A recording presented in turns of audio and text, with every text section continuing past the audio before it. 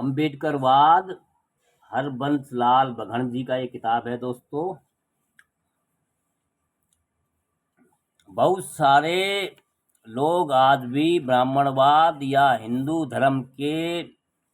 प्रभाव अधीन गौतम बुद्ध को एक धार्मिक व्यक्तित्व मानते हैं, जबकि उनका धर्म के साथ कोई वास्ता ही नहीं है। यह भी अम्बेडकरवादियों का कर्तव्य है और फर्ज है कि वो जनसाधारण को गौतम बुद्ध तथा डॉक्टर अम्बेडकर की वास्तविकता, शख्सियत और व्यक्तित्व तथा फिलॉसफी दर्शन को लोगों तक पहुंचाए तथा जनसाधारण को यह बताए कि आर्यंस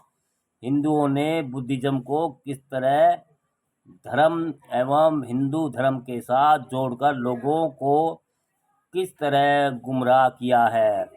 विदेशी आर्यंस हिंदुओं के इस साजिश का और इस षड्यंत्र का पर्दाफाश करना अत्यंत जरूरी है। यह भी अम्बेडकरवादियों की जिम्मेदारी है कि जनसाधारण को डॉक्टर अम्बेडकर के बारे में और साथ ही अम्बेडकरवाद पर सही या सच्ची से सच्ची साहित्य की पहचान की भी जिम्मेदारी स्वीकार कर लें। वह जनसाधारण को, अछूतों को, शूद्रों को, मजदूरों को, मेहनतकशों को, दलितों को और किसानों को सिर्फ हिंदू धर्म, हिंदू संस्कृति से ही नहीं बल्कि हिंदू धर्म के सहायक धर्मों, संस्थाओं, समूहों, पंथों और सारे धर्मों से भी या धार्मिक स्थानों और धार्मिक भावना से भी दूर रहने के लिए प्रेरित करें। यह अम्बेडकरवादियों का कर्तव्य है कि वो इंडिया और विदेशों में बसे अछूतों को, शूद्रों को आध्यात्मिकवाद के गुम्मद से बाहर निकालकर भौतिकवाद की ओर ज़्यादा ध्यान देने के लिए ज़्यादा से ज़्यादा प्रेरित करे, ताकि शूद्र अछूत अपनी आर्थिक हालत में सुधार लाकर ही राजनीतिक सत्ता, पॉलिटिकल पावर पर कब्जा कर सके।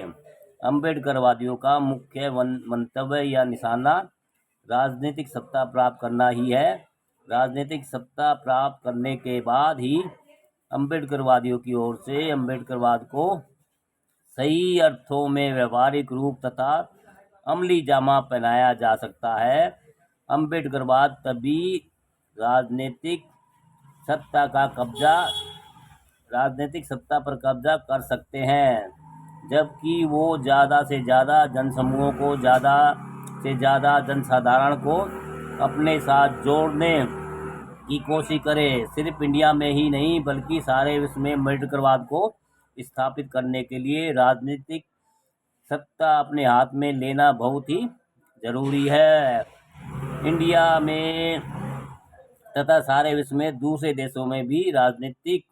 सत्ता पर कब्जा करके या राजनीतिक सत्ता पर कब्जा करके ही ब्राह्मणवाद, पूंजीवाद, सरमाएदारों और रजवाड़ाशाही, सामंतशाही, तानाशाही राजतंत्र, जातिवाद और वर्ण आश्रम, आर्थिक असमानता, सामाजिक असमानता और राजनीतिक असमानता तथा शैक्षणिक असमानता, फर्क, रंग भेद की नीति, लिंग के नाम पर पक्षपात, क्षेत्रीय आधार पर नाइंसाफी और गैर कुदरती बनाई गई व्यवस्था आदि इन बुराइयों को जड़ से समाप्त करके एक लोकतांत्रिक, सेकुलर और समाजवादी समाज की तथा राज्य की स्थापना करना और जनसाधारण का कल्याण करना, यही डॉक्टर भीमराव अंबेडकर का सपना था और यही अम्बेडकरवाद की वैज्ञानिक सच्चाई है। दोस्तों, आपको जानकारी अच्छी लगती है